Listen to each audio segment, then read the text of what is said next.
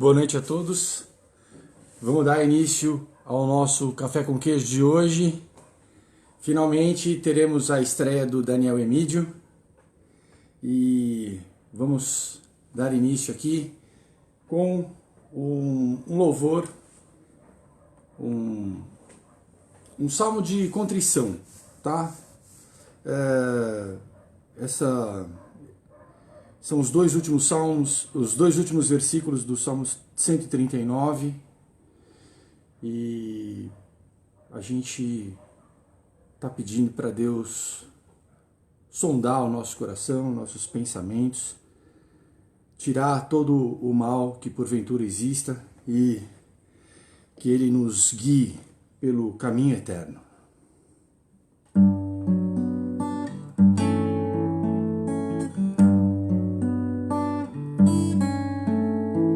Sonda-me, ó Deus, sonda-me, ó Deus, sonda-me, ó Deus, sonda-me, ó Deus, sonda-me, ó Deus, e conhece o meu coração, prova-me, conhece os meus pensamentos.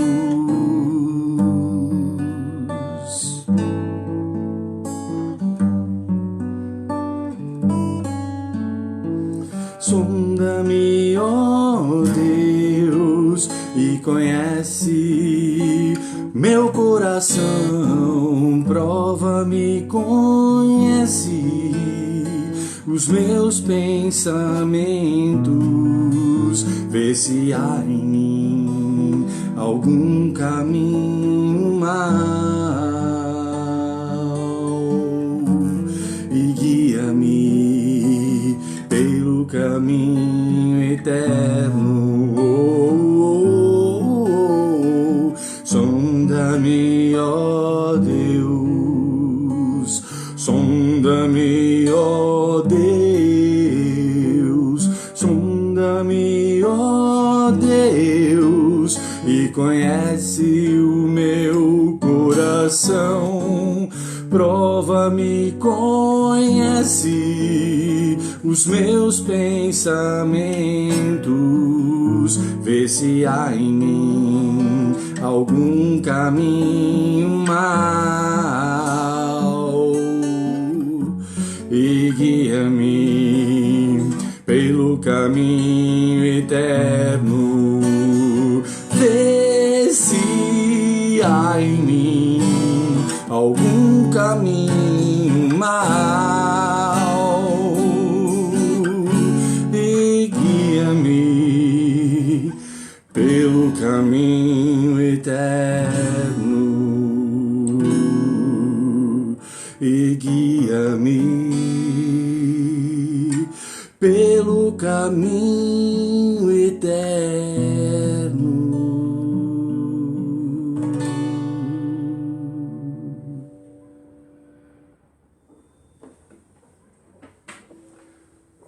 Tudo pronto aí para você entrar, Daniel?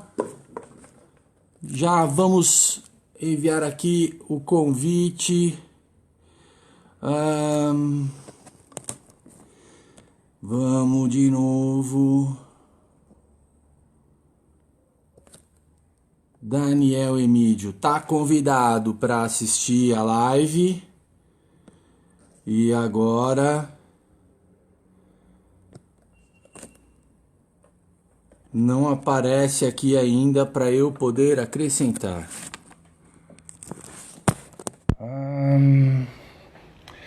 Aqui tem que ajeitar esse cantinho, senão vai cobrir a tela. O Daniel Emídio está online, certo? Não aparece ele aqui para mim. Daniel, na barrinha aí da sua live, tem um botãozinho verde onde você solicita para participar. Eu estou mandando o convite aqui para você, mas não está aparecendo você na live, então eu não consigo te acrescentar ainda. Já mandei o convite para você assistir e ainda não temos você aqui. Paciência, pessoal, é a primeira vez que a gente está fazendo essa conexão e sempre tem essa pequena dificuldade da primeira vez. Adicionar Daniel Emídio convidado.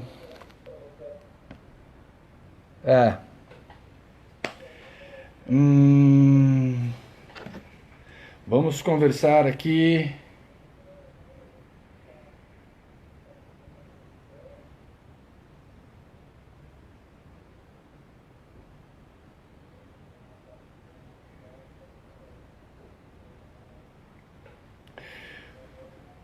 Ele está aceitando aqui, ele está respondendo para mim que está aceitando. Só que ele não aparece como participante da live. O que será que está acontecendo?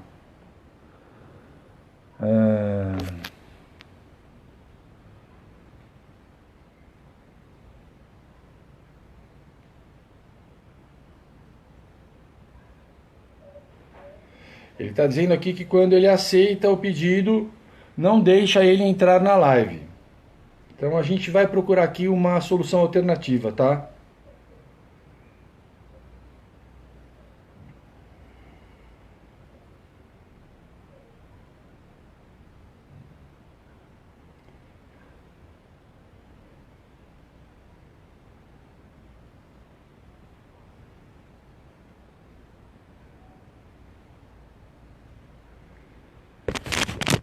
Então, pessoal, enquanto a gente resolve esse pequeno probleminha, vamos explicando aqui para vocês, né, a ideia do Salmo 139. É aquele salmo no qual, né, Davi escreve: Senhor, tu me sondas, tu me conheces, sabes quando eu me deito, quando eu me levanto, né? Ainda a palavra não me chegou à boca e o Senhor já conhece toda e tudo mais.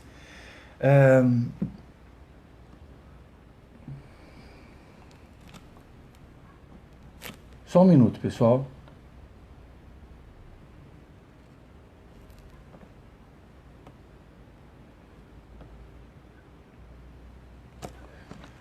E esse salmo termina, né, com Davi declarando essa frase que foi musicada.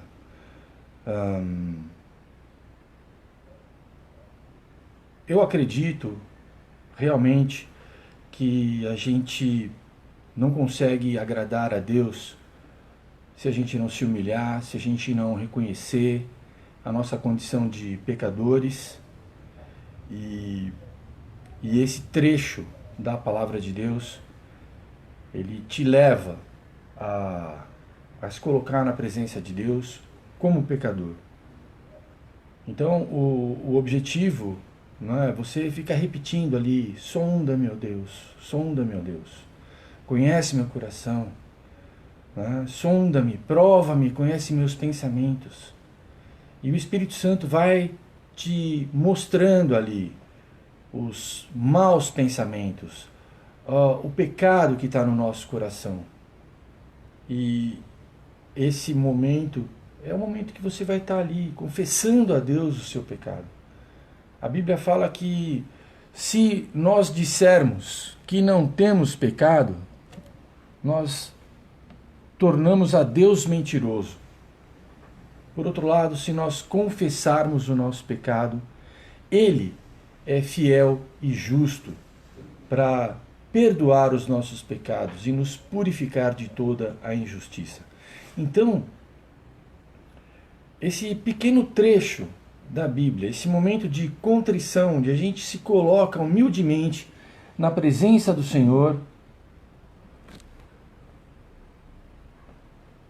e a gente reconhece a nossa condição de pecador, é um momento no qual o Senhor olha para nós, perdoa o nosso pecado e nos aceita na sua presença, né? E ele nos guia pelo caminho eterno. Isso é uma coisa que a gente vai se transformando aos poucos. O, as nossas falhas de caráter, os pecados que nos assolam, né? Eu não gosto de falar os nossos pecados, mas são os pecados que nós cometemos. Tudo isso nos afasta de Deus. E a gente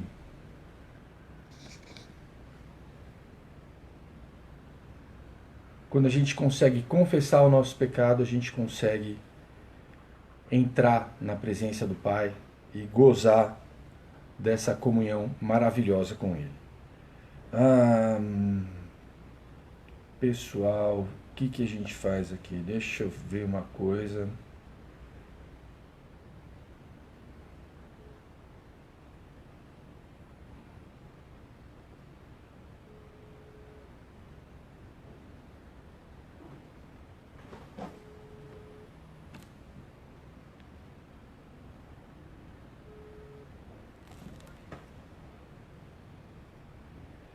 Oi, Daniel.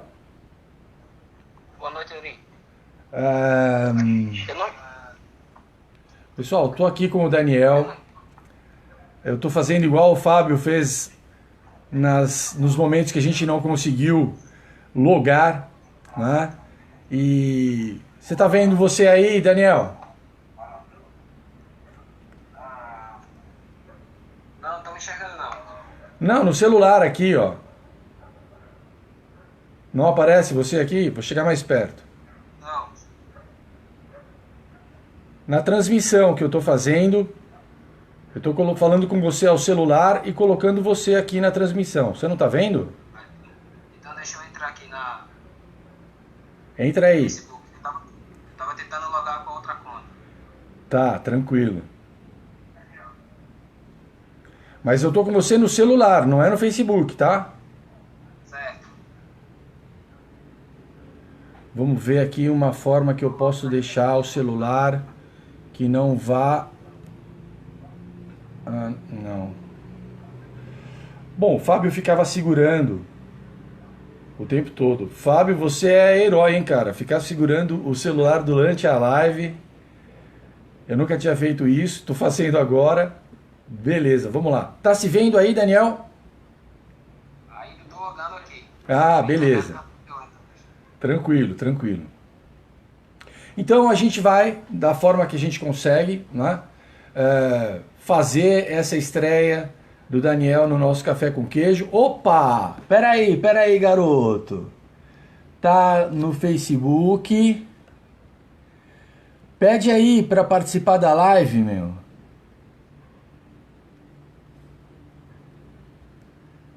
Deixa eu ver se minha esposa consegue entrar aí pelo perfil dela. Quem que é a sua esposa?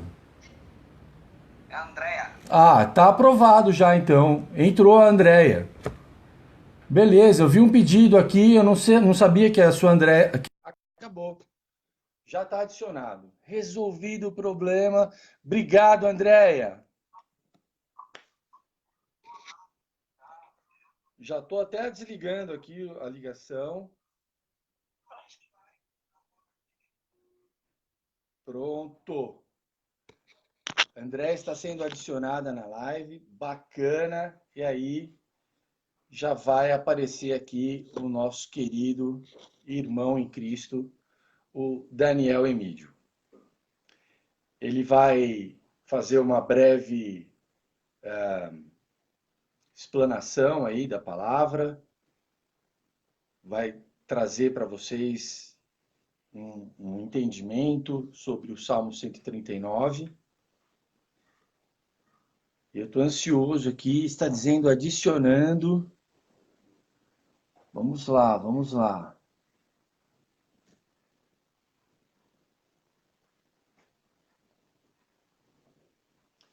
Essas questões de conexão Já teve algumas lives que a gente deixou de fazer por causa disso. Semana passada a gente não fez, mas hoje a gente vai insistir aí para conseguir fazer acontecer a nossa live.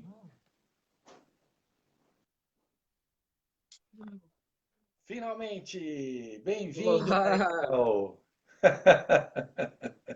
Até que fim conseguimos, hein?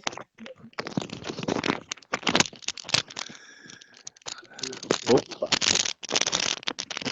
Deixa eu só pegar um fone de ouvido aqui.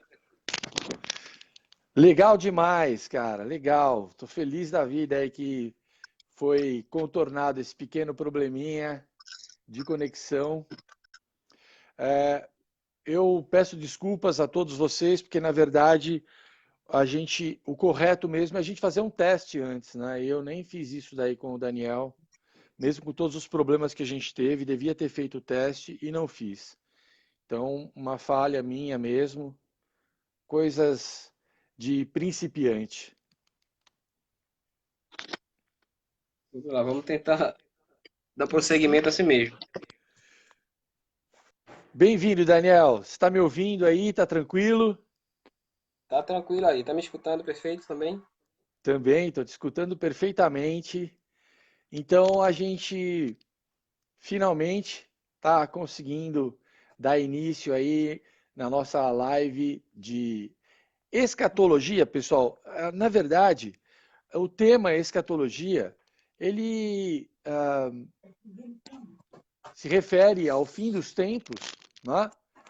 Que a gente acredita que deve ser esse momento que a gente está vivendo, a volta de Jesus está cada vez mais próxima, mas, na verdade, a gente vai trocar uma ideia aqui, falar de atualidades à luz da palavra de Deus.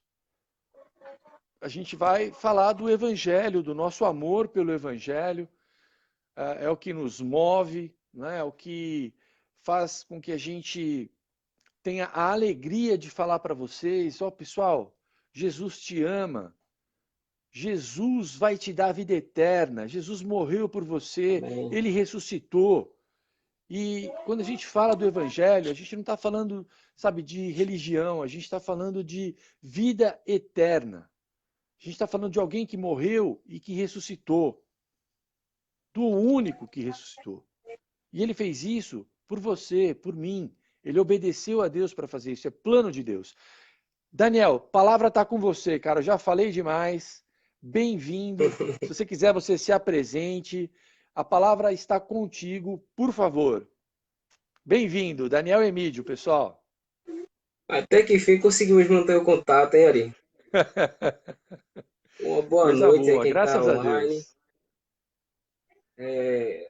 Apesar de muitos esforços, de ser bloqueado na live passada, na terça passada, pelo Facebook. Mas é uma satisfação enorme estar aqui com vocês. Né? Meu nome é Daniel Emídio, eu falo aqui de Recife, Pernambuco. E o que eu tenho para falar é que eu sou um discípulo de Cristo, assim como meu irmão aí, Ari, né? Somos pessoas que amam falar de Jesus Cristo, amam falar de Deus, do Santo Evangelho de Jesus Cristo. E assim como o pessoal aí do Café com Queijo, eu fui um dos alunos do curso da Joyce Hasselman, né, do curso de jornalismo. Eu sempre admirei o trabalho do pessoal, né? Antes mesmo do Ari me convidar a fazer parte do projeto.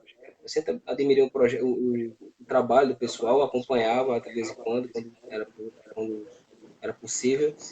E é muito salutar essa possibilidade da gente fazer um conteúdo de direita, um conteúdo conservador e cristão na internet, né? Tamanha carência que a gente sabe que é enorme. E Ari, eu agradeço o convite, né? Para a gente vir aqui falar sobre o nosso Senhor Jesus, falar do seu Santo Evangelho. E pela graça de Deus, Amém. nós vamos fazendo aí esse bate-bola, né? Falando sobre assuntos relevantes que despertam aí o interesse da igreja. E também para falar aos corações daqueles que ainda não conhecem Jesus Cristo, né, como Salvador de suas vidas. E é como o apóstolo João fala ali, registrando lá as palavras de Jesus Cristo, né? Aqueles que me amam são aqueles que guardam os meus mandamentos. Exatamente. E a gente você iniciou aí a live cantando um salmo belíssimo, o Salmo 139. É um salmo muito conhecido pela igreja, muito usado pela igreja ao longo da história de forma litúrgica, né? E para a gente entender um pouco ali sobre os salmos, ele, os salmos são um livro que talvez de maior abrangência em toda a Bíblia, né? É um livro que explora o mais profundo da experiência humana de uma forma pessoal, né?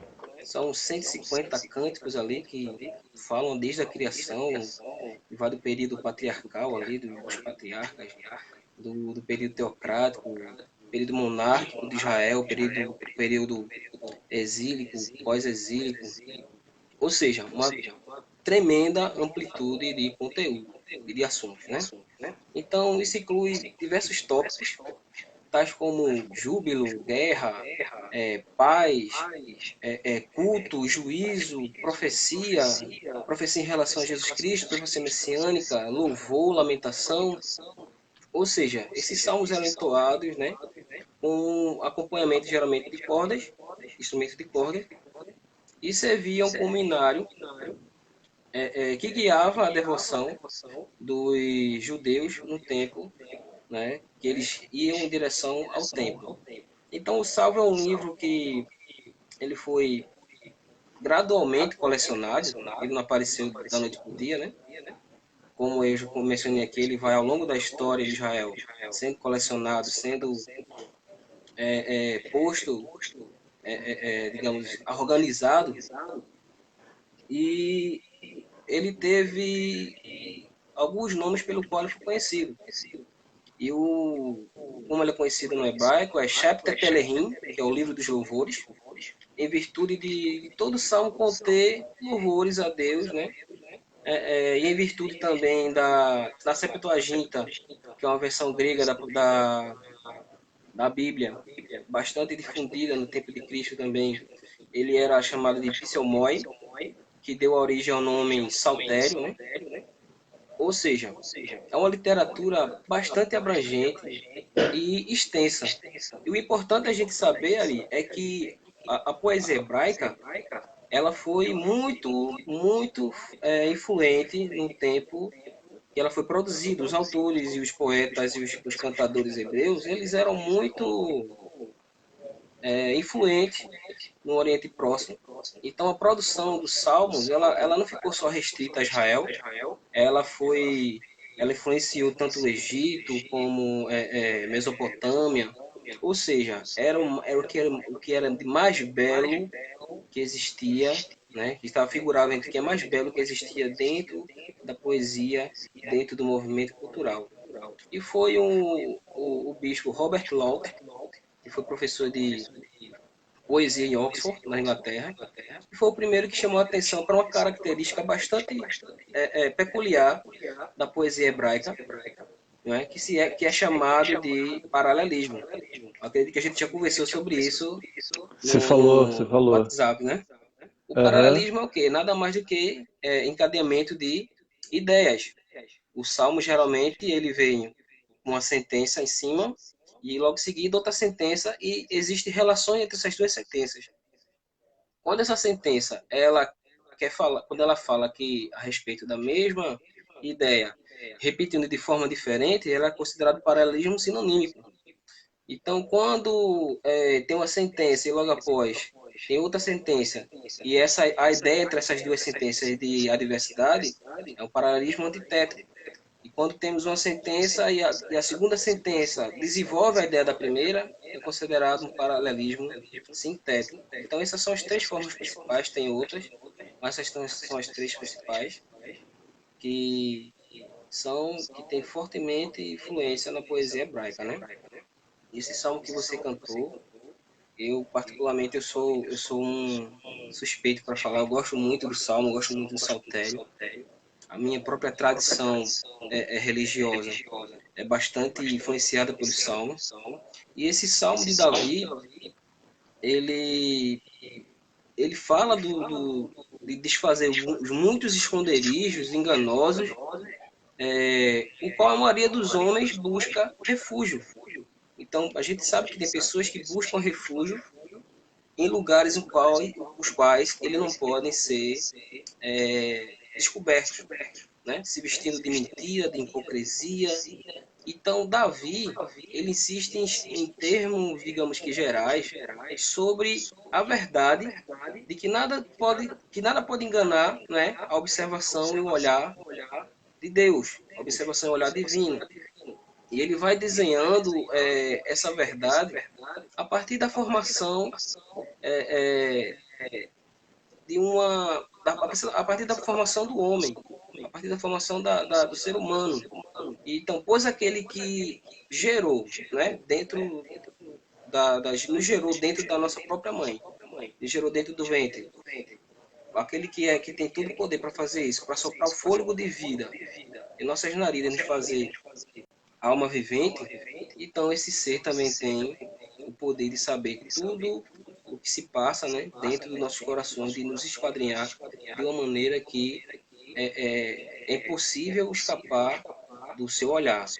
Aí Davi segue desenhando essa ideia e, e ele faz uma oração confiante a Deus, uma oração, mas a confiança, o detalhe é que a confiança de Davi, Ari, ela não direcionada à pessoa dele. A confiança de Davi é justamente a confiança em Deus. Não é? Não se trata de uma soberba, não se trata de uma autojustificação, muito pelo contrário. Não é? Davi, ele expressa realmente digamos, uma antipatia pela pessoa que se auto-justifica, porque é o ímpio. Não é? Ele não mostra simpatia por esse tipo de pessoa. Nem ele mostra simpatia, nem ele mesmo tem esse tipo de procedimento. Então ele segue confiante, não na sua própria pessoa, não nos seus próprios méritos.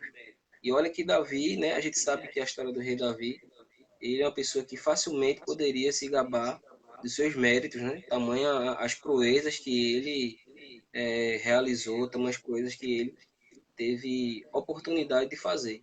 E o fato de ser um rei, né? Um rei por si só, ele já tem seu ego bastante afagado, né, pelas pessoas. Então, tem um termo aqui que é interessante, ali no versículo 1, que fala: Tu me sondas, ó Senhor. Então, Davi declara, desde o início, né, logo no início desse salmo, que ele não se aproxima de Deus com qualquer ideia, não é? Ou seja, não é qualquer ideia que vai ludibriar Deus, não é qualquer ideia que vai enganar Deus, não é qualquer ideia hipócrita que seja que vai tentar tirar vantagem de esconderijos secretos, satisfação de pecados, não é? Ou seja, Davi mostra voluntariamente, não é, os lugares mais íntimos da sua alma, do seu coração, para ser inspecionado. Então, examinando como alguém que está convicto, não é, da impossibilidade de enganar Deus. Ele sabe que ele não pode enganar Deus. Então, por isso ele fala aqui, ó: A ti, ó Deus, pertence o sondar de cada pensamento secreto. Então, não existe algo que possa escapar da observação de Deus. Então, Davi vai seguir dando detalhes, né, para mostrar toda a sua vida, para mostrar que toda a sua vida era conhecida por Deus e que Deus o vigiava, né? Deus sabia dos seus movimentos, quando ele dormia, quando ele se levantava, quando ele caminhava, ou seja, nada escapa do olhar de Deus. E tem uma palavrinha aqui também, no versículo 2, pensamento, que no hebraico é a palavra rea, né? Que também significa amigo ou companheiro. E existem algumas pessoas que traduzem, algumas traduções de Bíblia, que traduzem esse termo como de longe tu me conheces, de longe tu sabe quem eu sou, não é? Você, se a gente procurar aí, talvez você, se alguém for ler Salmo 139, possa ver essa tradução. Então, a referência apropriada, pelo fato de que a pessoa mais longe que esteja, né, distantes dos olhos de Deus, ela é como se ela estivesse próxima a Deus. Deus, mesmo estando longe, as enxerga como se elas estivessem próximas, né? Então, Ari, tem traduções que vai falar de longe, de antemão, mas nessa significação, a palavra hebraica é tomada por outras partes, como se quisesse dizer, tipo, como se fosse, Senhor, todo pensamento que concede meu coração, tu conheces de antemão, não é? Então, Ari, tá dando para me escutar bem aí, não tá? Perfeito, perfeito. Inclusive, aqui na minha Bíblia fala como você disse, de longe percebes os meus pensamentos. Certo, certo.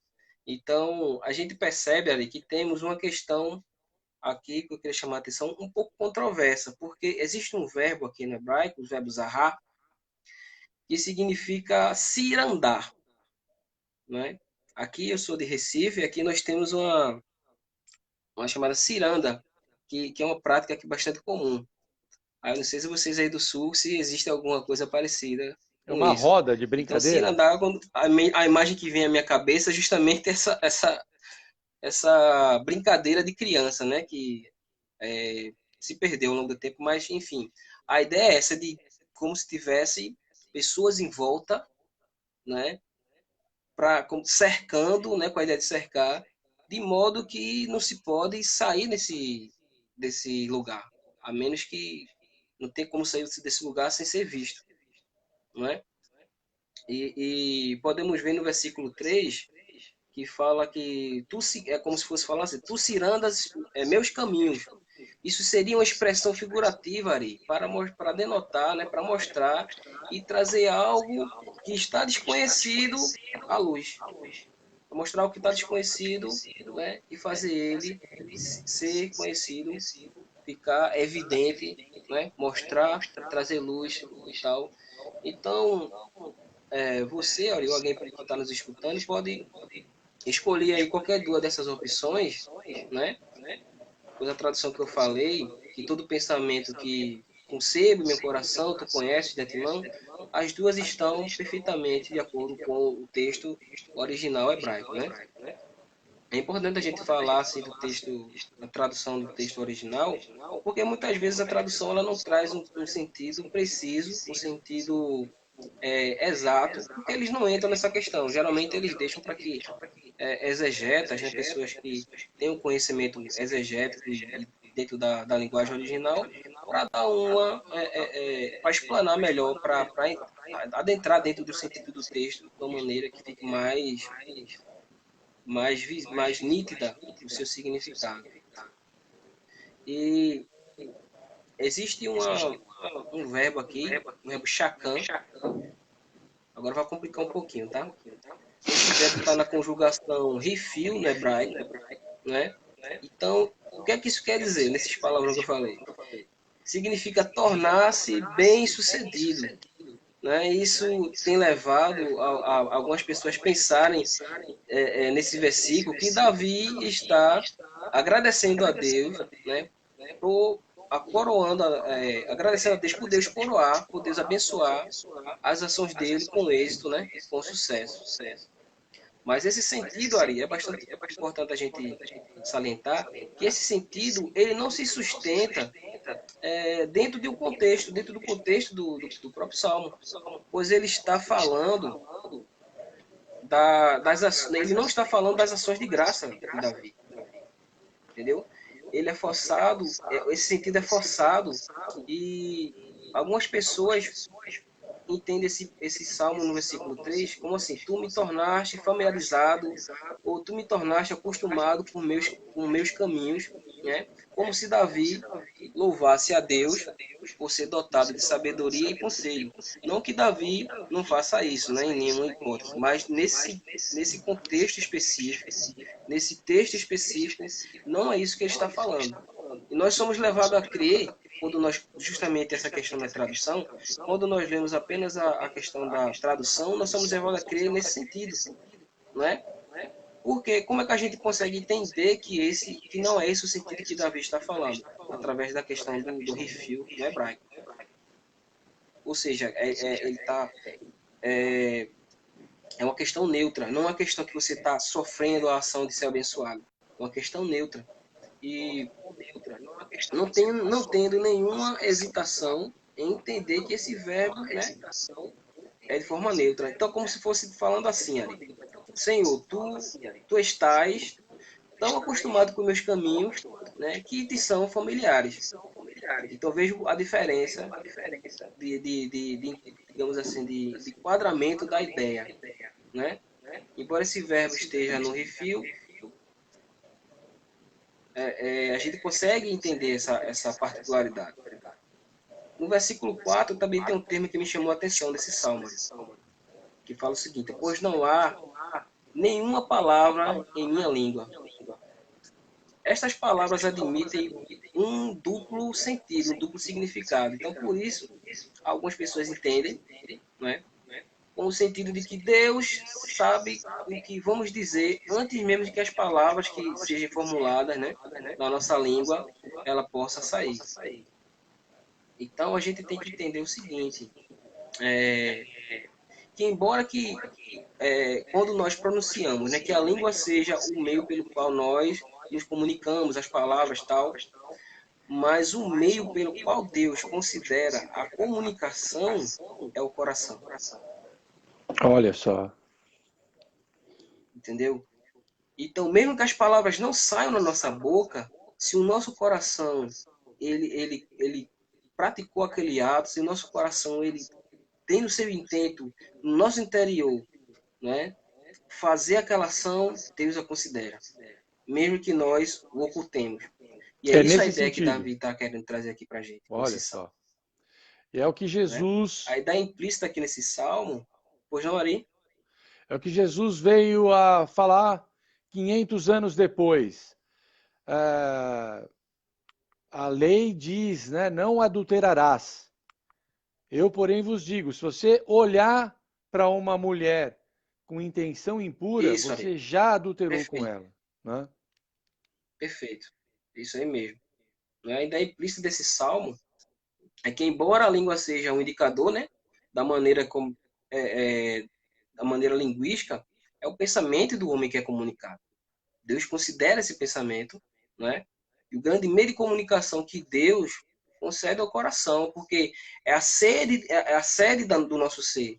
É de onde o hebreu ele se remete às suas entranhas, ao coração. É ali que Deus, que de fato, se eu amo ou se eu não amo a Deus, é ali que é caracterizado. Uhum. Né? Então, existe uma partículazinha aqui também, uma partículazinha demonstrativa, que para indicar que a efetividade de que esses recessos mais escondidos do nosso espírito estão visíveis aos olhos de Deus.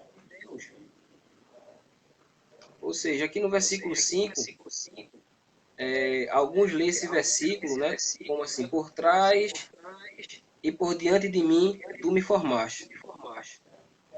E o importante é saber de que o que eu quero chamar a atenção bastante é a questão da língua original, porque a tradução, essa parte aqui, fica muito evidente que ela não capta bem o sentido do texto. Né? Existe um verbo também aqui, o verbo tissur, que frequentemente significa fechar, né? Fechar, cercar, e não há dúvida de que Davi, o que ele queria dizer, ele estava cercado de todos os lados, né? E assim, sob a vigilância dos olhos de Deus, né? Por isso ele não podia escapar de lugar nenhum, né? Ele não podia ir para lugar nenhum, porque ele estava cerceado, cercado por Deus.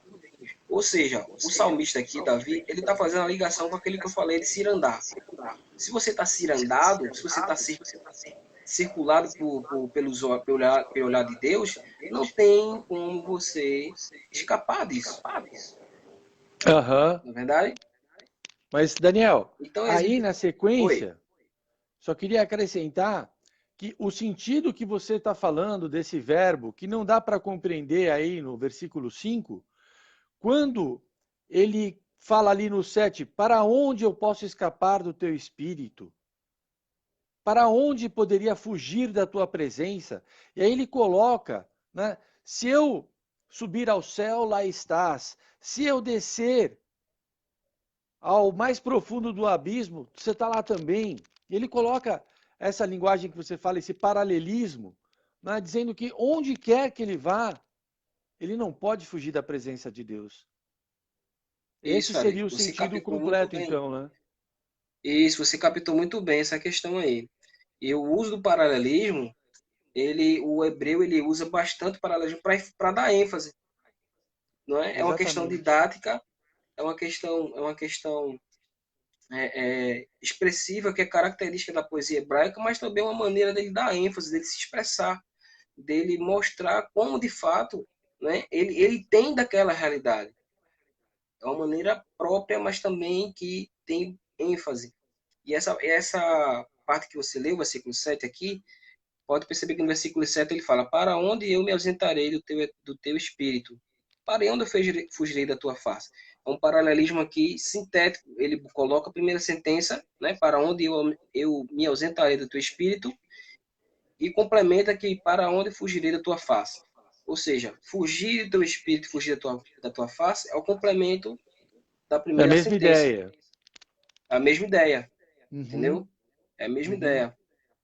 Então também existe uma interpretação errada a respeito daqueles que creem. Eu não quero ser taxativo, mas essa é uma questão bastante importante falar, porque essa sentença ela se refere à formação de Deus, quando ele nos dá, quando ele coloca a sua mão no sentido de um artesão que modela uma obra, né? Como se fosse um olheiro, como se fosse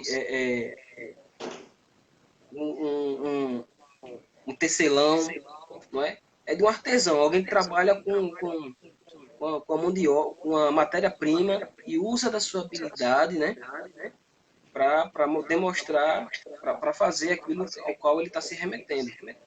Então, o sentido aqui é cercar, né, impedir e colocar, né, sobre a sua vontade. Então, adiantando aqui, Ari, para a gente entender o paralelismo, é um paralelismo sinonímico, né, como eu falei, afirmando que Deus, né, por sua mão estendida sobre os homens, os mantém estritamente sobre uma inspeção, né, sobre uma vigilância, para que não possa mover sequer um fio de cabelo, né, sem o conhecimento dele. Então é isso que Davi está querendo expressar nesse texto. E aí é tanto o ímpio como o justo. Né? O conhecimento de Deus Isso. é sobre Isso. a Sobre todos os, espécie né, todas as humana, sobre a pessoas. criação de modo geral. A diferença do ímpio e do justo é porque o justo ele reconhece isso, né? O justo Certo. ele reconhece que existe. O ímpio não. O ímpio ele vai até Deus com soberba. O ímpio ele vai até Deus com autojustificação, né? E E muita confiando na gente acha própria que o ímpio, força, né? isso, confia na sua própria força. Mais para frente aqui Davi vai tratar justamente disso, quando ele fala, acho que no versículo 15 a gente vai ver, se der Uhum. tempo pelo horário. Então, no versículo 6 também tem uma frase que chamou minha atenção, que fala: teu conhecimento é maravilhoso acima de mim. Então, dois significados podem estar vinculados aqui a esse termo no original, né? Podemos ler sobre mim ou em relação a mim. A gente pode interpretar dessas duas maneiras que vai estar ok, segundo o original lá, né?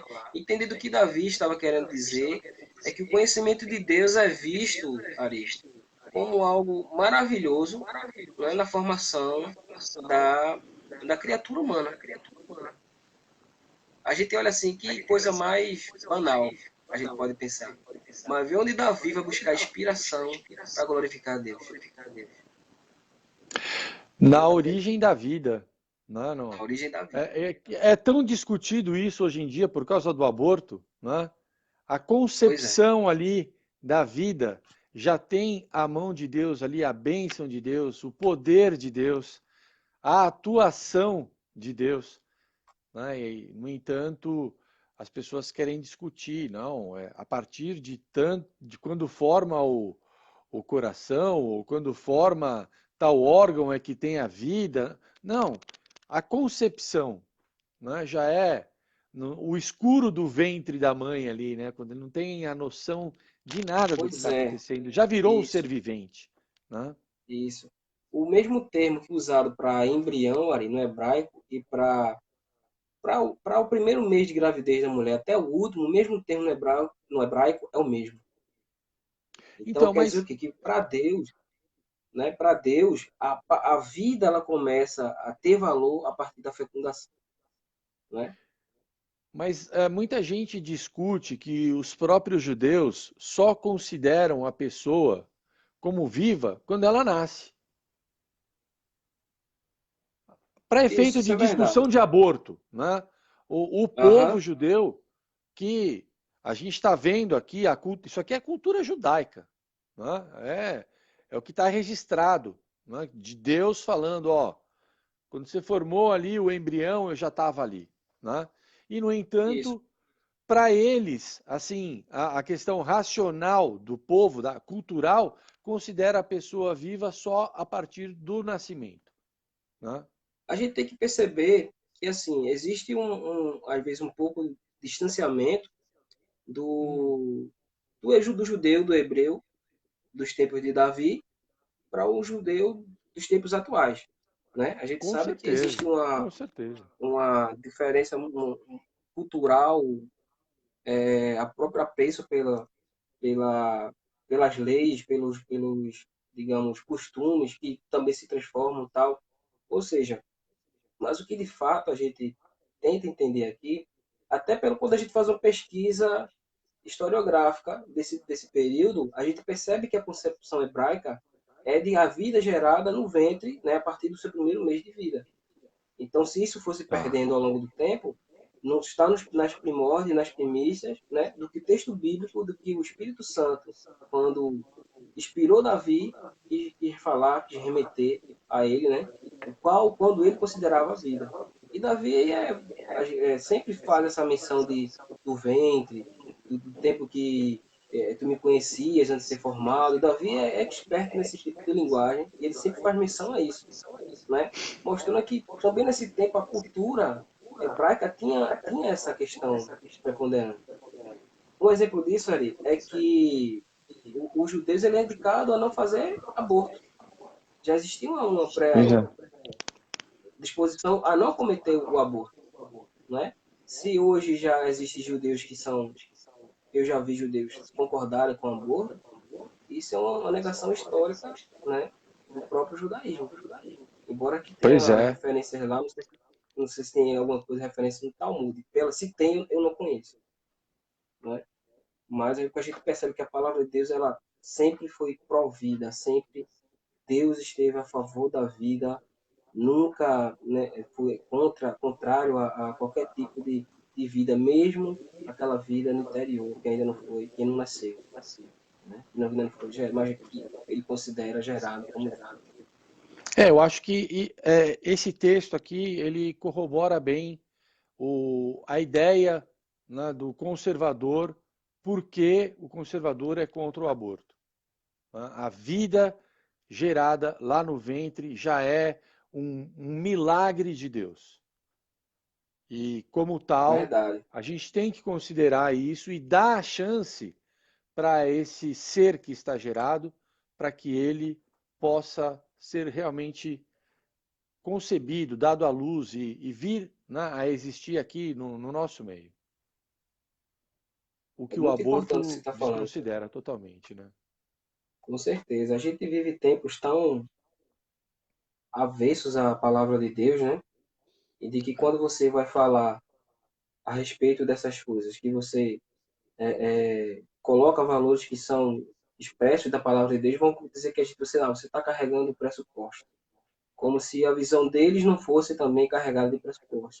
Ah, você está sendo fundamentalista, né? Você falar isso Isso. daqui, não, mas a palavra de Deus, não, você está sendo fundamentalista, não é bem assim, Fundamentação retrógrado, né? É, sociedade patriarcal, todos esses jargões que a gente já está saturado de mas escutar essa balela, né? eu acho que o E a importante gente é que agora a gente tem, assim, a possibilidade de dizer o que pensa e de falar, não, mas eu penso assim e pronto, e acabou. Essa é a minha opinião, e precisa ser respeitado. Não precisa concordar comigo, justamente tudo bem, mas respeite o meu pensamento. Eu preciso que o meu pensamento seja admitido. Né? Afinal, supomos que defendemos a democracia. Todo mundo diz que defende a democracia. Só que existe uma democracia que pressupõe que todo mundo pensa igual. Eu não entendo isso como democracia. A democracia verdade, são verdade. todos tendo a liberdade realmente de pensar o que quiser, de falar o que quiser e ser respeitado por isso. Né? Então, Isso, bom, o marxismo cultural, ele como eu assisti as suas palestras com o Emanuel foi uma exibição da sociedade pós-moderna maravilhosa e, infelizmente, é fruto, né, dessa sociedade que nós vivemos, pós-moderna, que, como a gente estava comentando aqui, é avessa aos valores de Deus. É avessa, uma sociedade que vive a sua própria lei. Né? Não tem, eles não querem viver a lei de como se houvesse um Deus. Porque eles querem tanto tirar o valor, a importância das escrituras, para que eles se sintam bem nos seus próprios caminhos maldosos, pecaminosos, né? E se alguém estiver exatamente. escutando que seja pro aborto, que você faz é mal perante os olhos do Senhor. Então, o fato de você não é democrático você querer tirar a vida de um inocente, né? Isso não é democracia. Isso é infanticídio. Isso é outro nome. Segue adiante aí com o E texto, cara. então vamos lá, Ari. Então, seja qual for o objetivo, o objeto do conhecimento de Deus, o salmista aqui ele registrou, né, em forma escrita, não se necessitando de memória, fazendo a questão da missão de Deus, né, de conformidade digamos assim, no sentido que o corpo ele seja formado progressivamente, né? Ele foi Davi remete à ideia de um livro, né? De que Deus não que Deus dependa de um registro físico de um livro, mas é um meio pelo qual, né? Davi está se utilizando para sua poesia de fazer menção a esse registro da parte de Deus. Então, no versículo 17, já chegando no versículo 17, fala o seguinte: quão preciosos é para mim, ó Deus, os seus pensamentos. Então, essa é a mesma palavra ali, que está lá no começo, rea, é pensamento, né? E é usada aqui do mesmo jeito que no versículo 2 lá, né? Significa Certo. pensamento, companheiro, amigo. E o contexto aqui requer que o salmista seja considerado como que falando da inigualável excelência da providência de Deus. Não é? Ou seja, ele repete, e não sem razão, o que ele disse antes, porque aparentemente nós aí negligenciamos, né? Muitas vezes também subestimamos as provas que singularmente mostram a profundidade da sabedoria de Deus, né? E que são exibidas na criação do homem, como a gente já estava comentando aqui. bem como em toda digamos, a superintendência e governo da nossa própria vida. Porque Davi está dizendo que não pode se esconder os caminhos dos olhos de Deus. Porque ele volta lá nos primórdios da humanidade, que é a criação. Né? Ele fala, esse que nos criou, esse que nos fez gerar, esse que nos manipulou dentro do nosso ventre. Que ele compara o ventre a uma caverna, né? Ele faz o jogo de ideias aqui com o oleiro, as profundezas com da terra, né? Isso.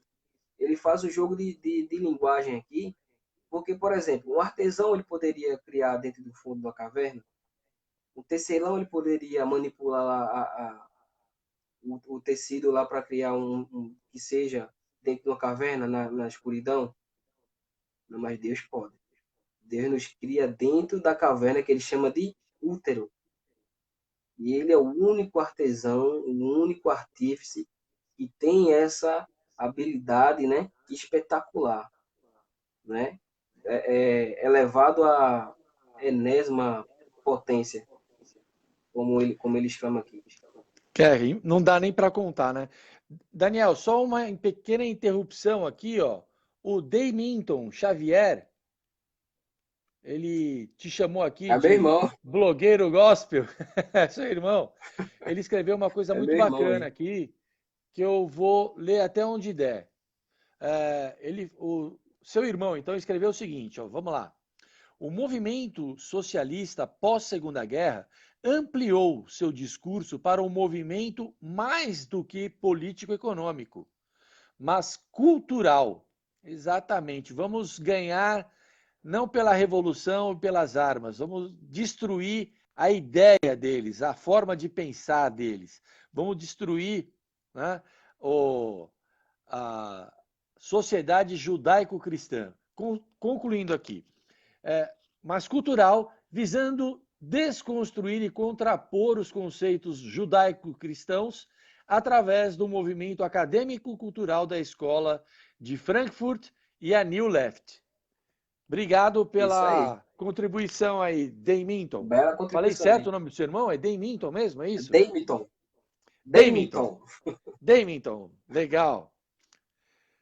Por favor, dá sequência aí. Continuando, esta é a mesma verdade que é apresentada nesse versículo, ou seja, qualquer tentativa de que alguém faça, né, para computar, contar, mensurar os juízos, né, os conselhos de Deus, né, na imensidão do que seja, é pior, né, digamos assim, a expressão bem nordestina aqui, é pior do que contar areia no deserto. Não tem como. Não tem como. Ou seja, consequentemente, a nossa capacidade, ela não pode compreender a infinitésima parte que é Deus.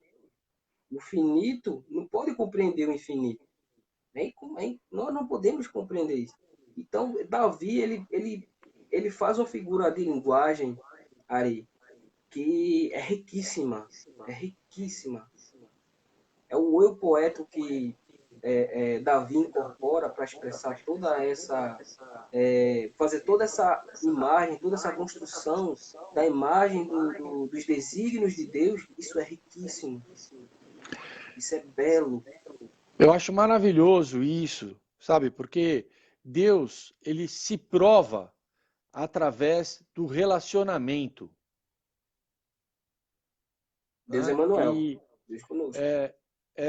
Assim, eu assistindo um programa na internet aí outro dia, um rapaz entrevistando pessoas ateus na universidade, né? E aí ele chegou para um ateu lá, professor, acadêmico e tudo mais, e falou: eu vou provar para você que Deus existe. Ah, você vai provar? Como que você vai provar que Deus existe? É simples. Se eu falar para você que a sua esposa não existe, você é casado? Sou casado. Se eu falar para você que a sua esposa não existe, o que você responde para mim? Não, minha esposa existe, eu tomei café com ela hoje de manhã, pô. É lógico que ela existe. Pois eu também. Eu acordei, Deus estava comigo quando eu acordei. Quando eu tomei café, Deus estava comigo. Assim como você tem relacionamento com a sua esposa e sabe que ela existe, eu tenho relacionamento com Deus e sei que ele existe. Então, Deus é um Deus de relacionamento. Se você conseguir provar que Deus existe, não dá para provar, porque ele é grande demais, o conhecimento dele é incomensurável, não dá para medir. Davi está falando aqui bem claro isso.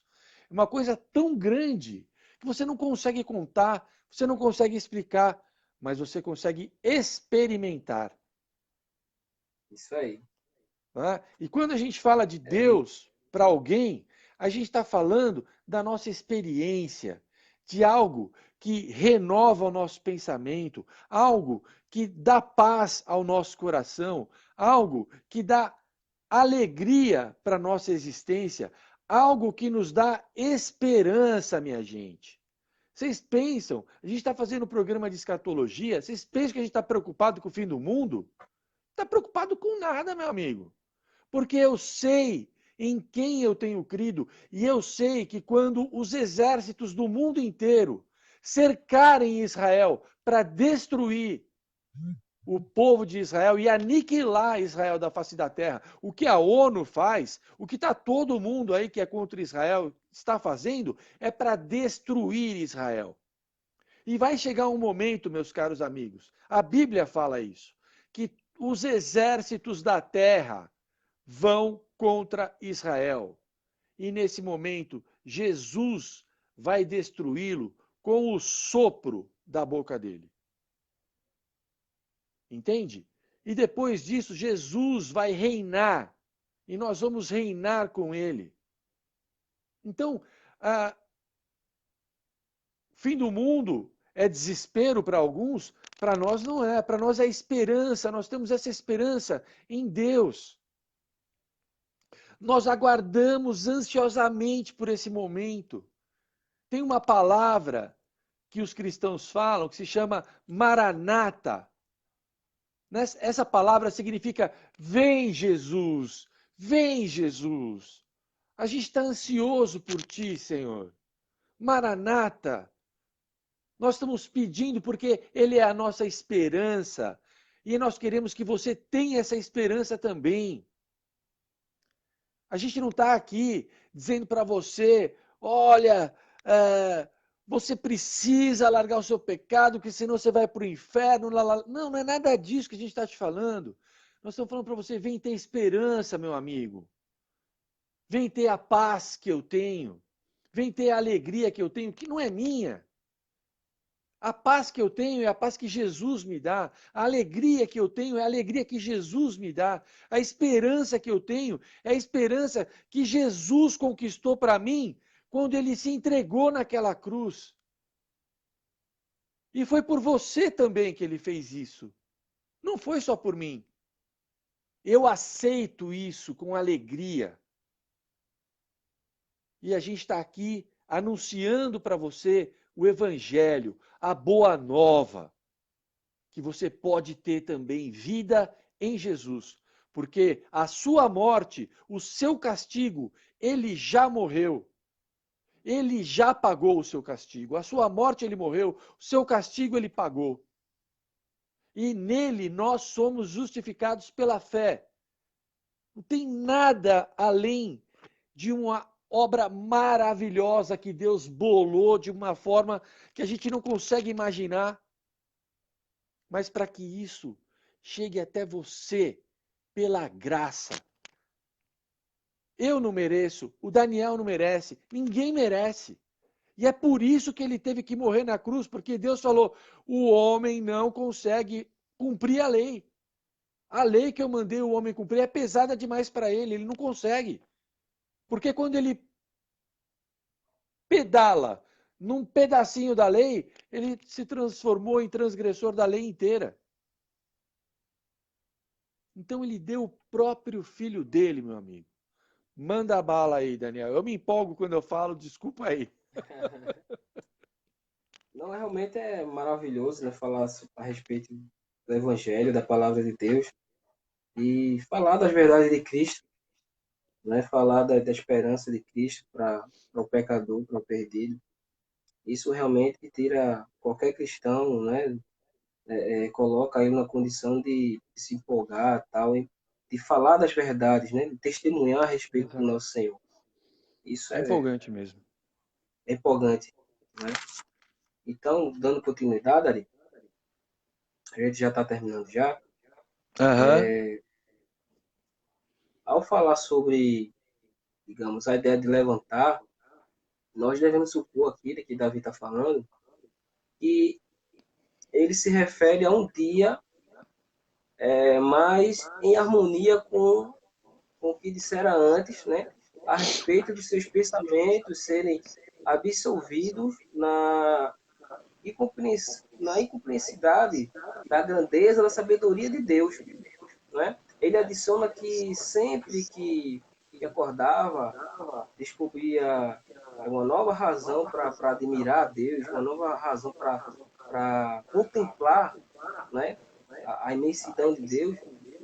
Então, assim, nós entramos, nós tomamos posse do verdadeiro significado que Davi quer passar aqui, né?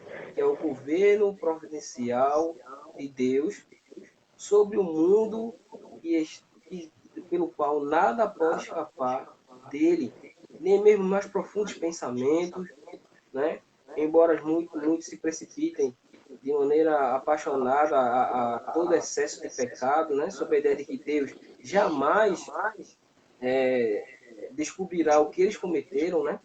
Os pecados que eles cometeram. Então, essa ideia é inútil. É isso que Davi está querendo nos mostrar. Né? Por mais que nós, pelos lugares que mais podemos nos esconder, né? E esses lugares é o nosso próprio coração, por mais que nós tentemos esconder qualquer coisa a respeito dos olhos de Deus, ele enxerga não só onde nós fomos, mas também enxerga os nossos mais íntimos desígnios do nosso coração. Então, a gente está falando aqui a diferença do ímpio e do justo. Uhum. Os ímpios relutam contra isso. Os ímpios vivem como se não houvesse um Deus. Os ímpios vivem como se não houvesse amanhã. Os ímpios vivem como se não tivesse um dia o qual ele fosse prestar conta dos seus atos a um ser que é Exatamente. superior a eles. E Davi, como justo, como todo justo deve fazer, o coração de Davi é de se atentar, a contemplar, né, a magnitude, a soberania, a beleza e a majestade de Deus. E isso só um justo pode fazer. Lembrando que a ideia de justo que Davi quer passar não é da justiça própria, não é baseado na sua própria força, não é baseado no que ele faz, é debaixo da graça e nos méritos de Deus. É aquilo que você estava falando aí Exato. agora, ali, em relação a Jesus Cristo. Não é? Nós somos salvos pela graça, não é pelo que nós fazemos, não é pelo que nós merecemos. Porque, no fundo, o que nós merecemos é o inferno. Mas Deus, por sua graça, enviou seu Filho para que nós tivéssemos acesso a Ele de uma maneira graciosa, de uma maneira que Ele fez o que era necessário para que nós chegássemos a graça. Então, Davi, como um ungido do Senhor, como uma prefigurização de Cristo, né? E Cristo, a mesma ideia de ungido que Davi tinha como rei de Israel, né? Jesus também tem a mesma ideia de que Cristo iria levar a casa de Davi ao reinado eterno. Então, a mesma ideia encontrada em Cristo, embora que isso não seja um salmo messiânico, né? Explicando aqui bem o contexto, para não depois alguém assistir esse vídeo e me acusar de estar fazendo relação que não tem, hermenêutica que não tem. Então, eu que estou fazendo o link em relação a Jesus Cristo por esses elementos. Né? Mas é isso que Davi quer falar.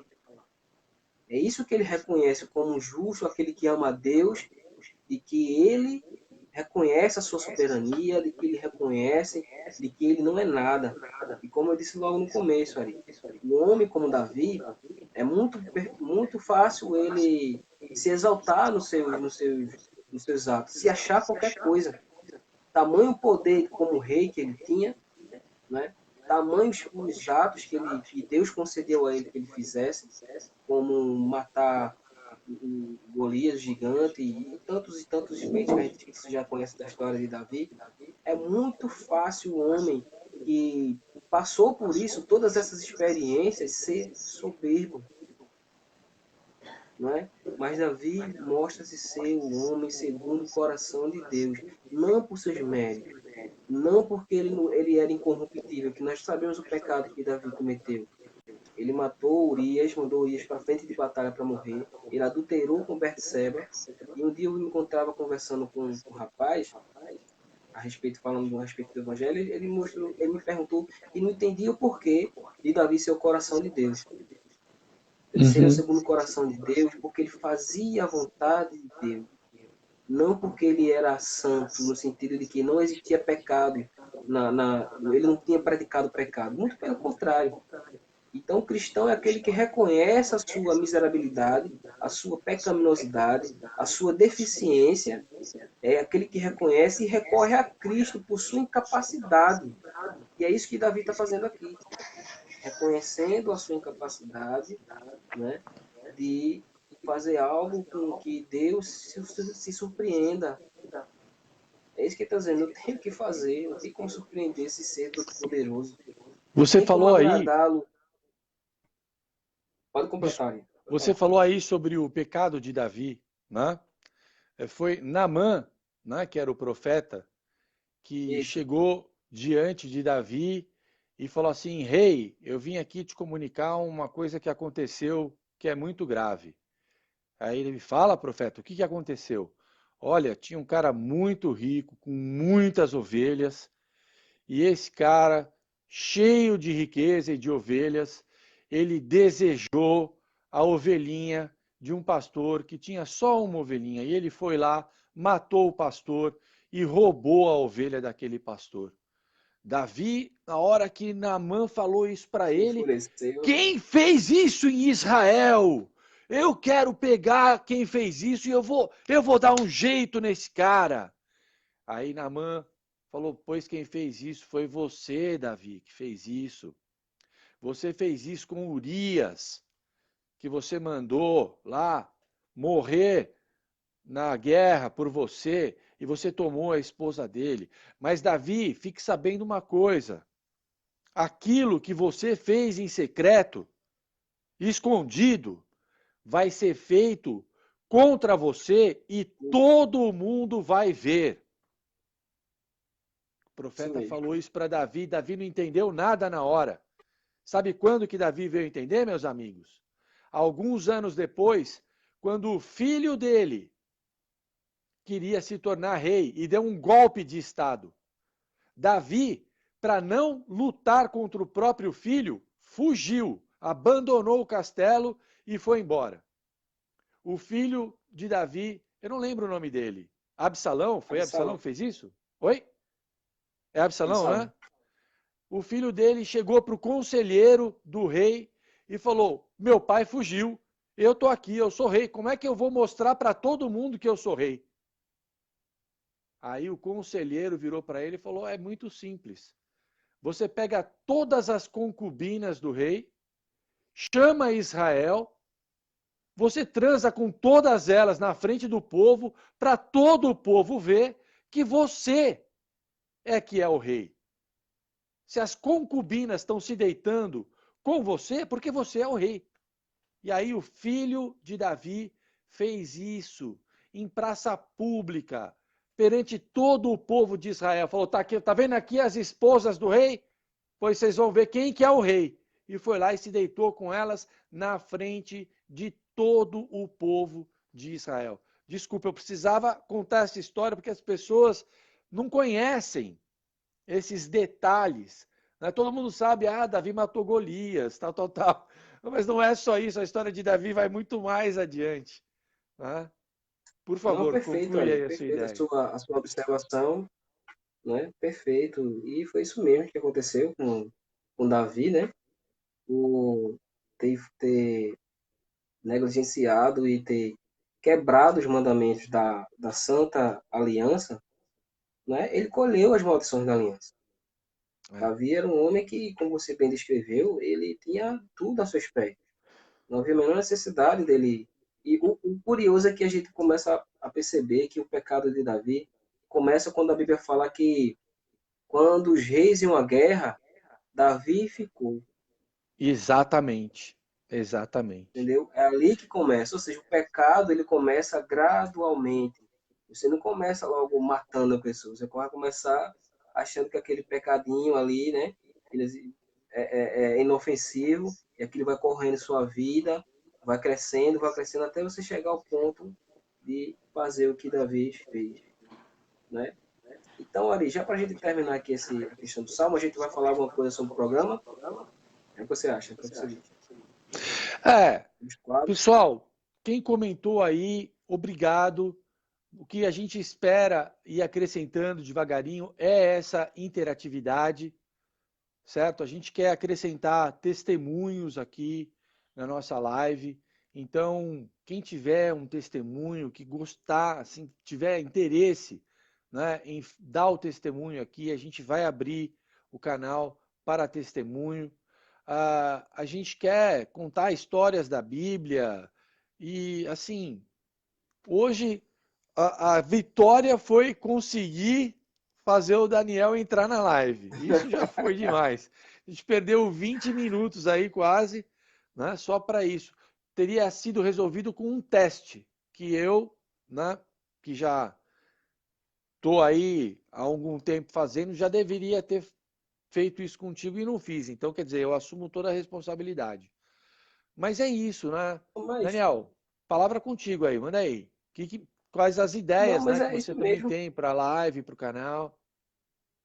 Pois a gente tem a pretensão, né, de tornar a live mais participativa, né, de pessoas participando e tal, na questão do testemunho, trazendo histórias de, de, de relatos de como Cristo mudou a vida das pessoas.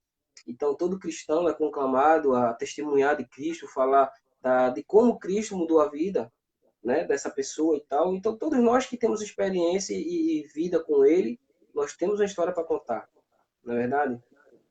E nesse quadro aí, testemunho também, a gente combinou de trazer fatos sobre a história da igreja, né, fatos relevantes, você Isso. ficou impactado pela história lá dos irmãos moráveis, né, que passaram 100 anos lá no culto de oração que ininterrupto. Isso é A uma gente coisa pode trazer aqui para maravilhosa. responder isso É daí. para os dias de hoje isso. Eu acho que a gente deveria realmente contar essa história e convocar a igreja a adotar essa postura, né? Porque é isso que vai nos preparar para a volta de Cristo.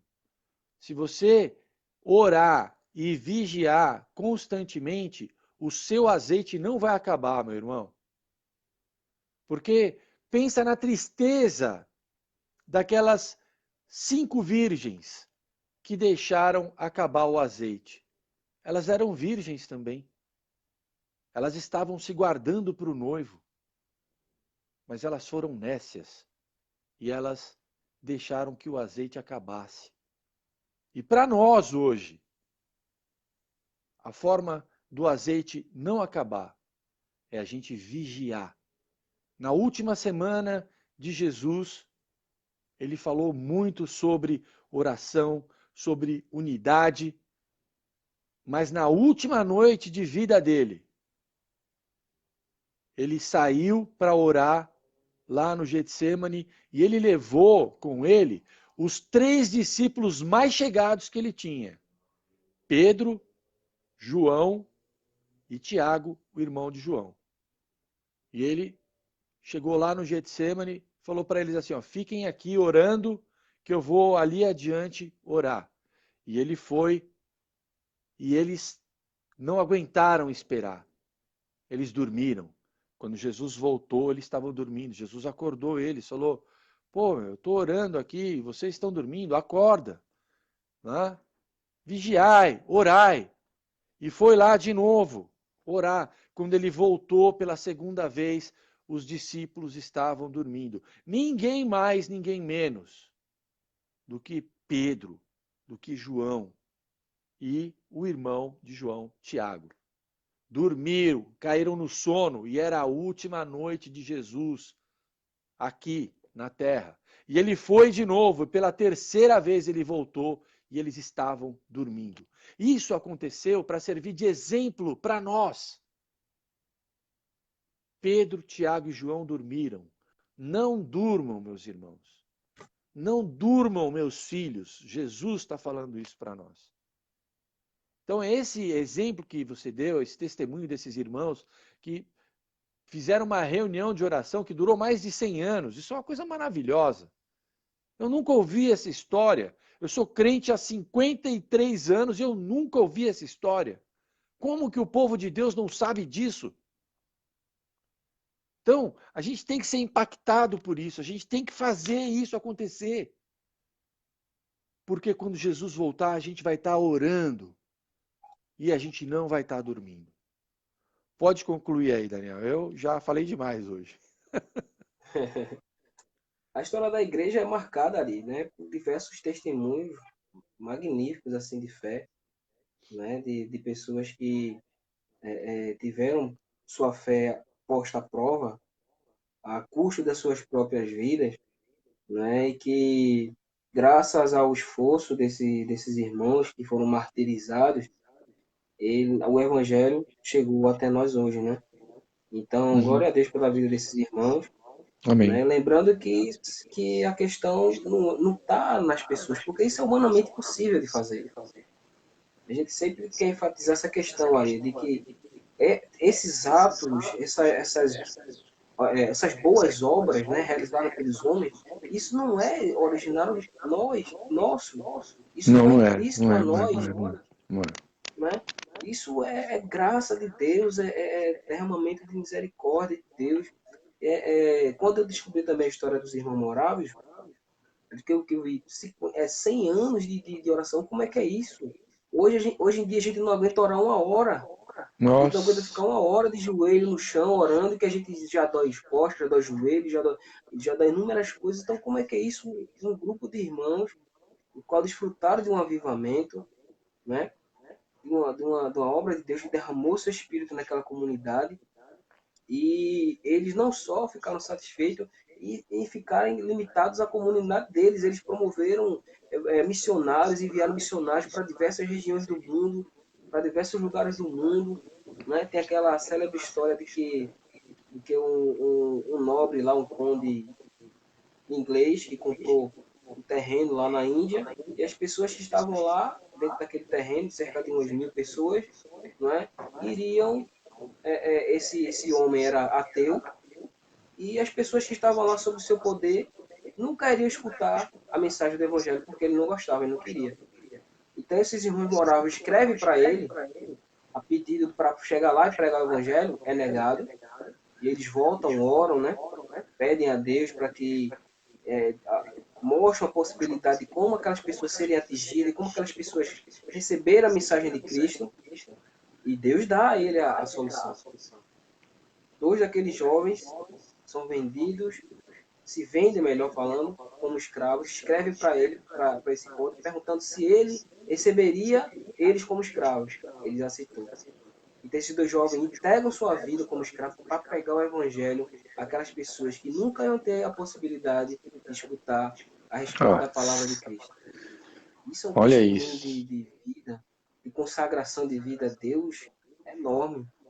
Né? Abriu mão da própria liberdade e se tornou um escravo. Abriu mão. O cristianismo é isso, Ari, é perder a sua vida.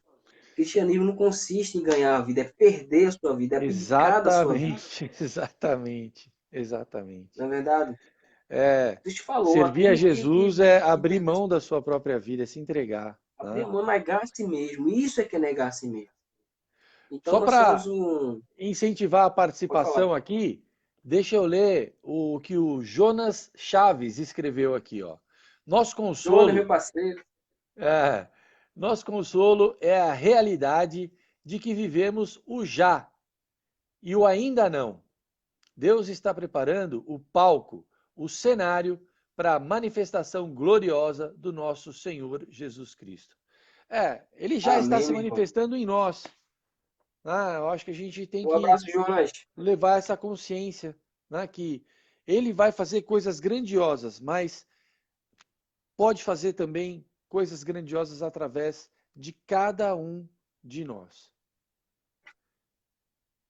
Isso é bem verdade, Ari. Isso é bem verdade.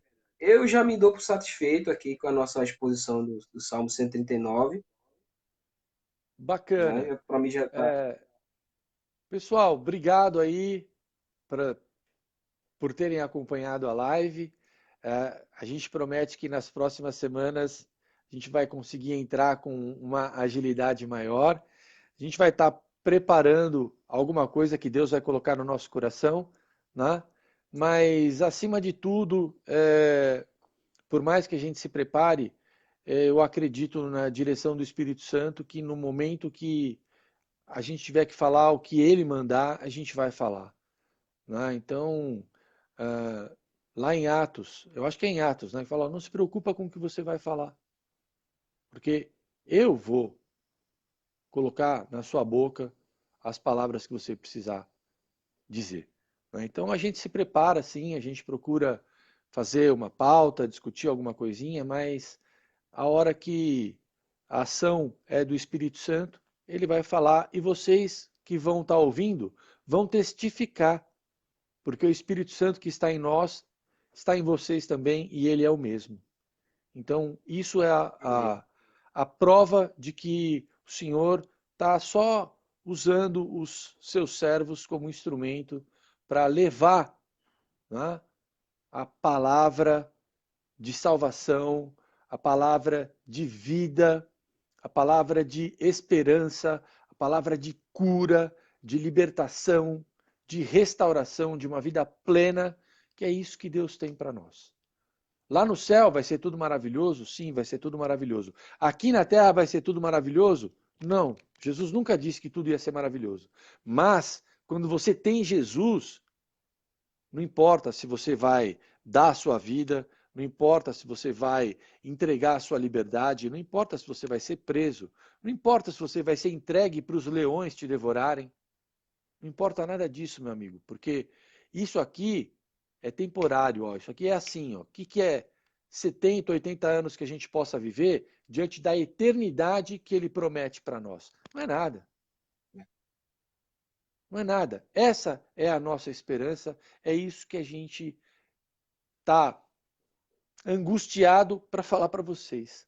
E é maravilhoso poder levar essa palavra para todos vocês aí que estão ouvindo agora e os que vão ouvir depois, né? Porque vai ficar registrado, a gente vai colocar no YouTube e tal, e Deus vai fazer a obra dele. A gente está jogando uma semente que ela vai dar o fruto no momento adequado. Da minha parte é isso, Daniel. Pode dar suas palavras finais aí para a gente encerrar a live. Um abraço e um beijo do Café com Queijo para todo mundo. Que Deus abençoe a vida de vocês. Amém. Eu agradeço ao pessoal que participou da live. A gente vai, ao longo do tempo, procurar, tá sempre procurando estar melhorando aí, né, Ari? Fazendo Exato. uma programação melhor, tal, para que a gente ofereça um conteúdo de qualidade, né? Isso vocês podem ter certeza de que a gente vai se esmerar para buscar sempre essa questão de trazer uma coisa profunda, uma coisa com conteúdo realmente profundo, conteúdo denso, né? Um conteúdo cristão, um conteúdo de qualidade, né? Para justamente a gente ali criar essa a possibilidade de se ter onde buscar esse tipo de conteúdo, né? Muitas vezes existe esse tipo de conteúdo, existe, mas às vezes é muito voltado para a nomenclatura de igreja ou para a questão de, digamos assim, uma questão denominacional, né? Não que a gente seja contrário, né? Eu mesmo faço parte da denominação, mas o que a gente quer falar de Cristo, quer atingir você que é cristão ou que você aquele que está de alguma maneira aí afastado dos caminhos do Senhor, que não tá vivendo um momento coerente com a palavra de Deus. A gente quer chegar em você, a gente quer falar de Cristo para você. Então, Amém. se essa é a sua perspectiva, se você está com a necessidade disso, então pode ficar aqui conosco, né? Durante a semana aí, toda terça-feira, às 20 horas. Eu e Ari Neto vamos estar aqui para tentar, né, ajudar vocês aí, né, trazendo o Evangelho de Cristo. É isso, meu amigo Ari. É isso. Obrigado, Daniel, por ter aceitado o convite, por estar enriquecendo esse Eu que momento agradeço. aí. Você fez uma explanação muito bacana e tem muito mais coisa bacana Obrigado. vindo por aí. Pessoal, é isso. Deus abençoe a vida de vocês e até a semana que vem. Tchau!